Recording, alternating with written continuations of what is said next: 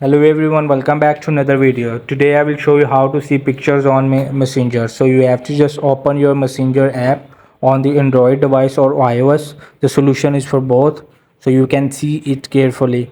So open the Messenger app, and when it's open you will have to open the chat of any randomly. So like this, the Spectre Hair Studio, I will open it. So when the chat is open of randomly, you have to the top right corner is the purple icon. You have to click it.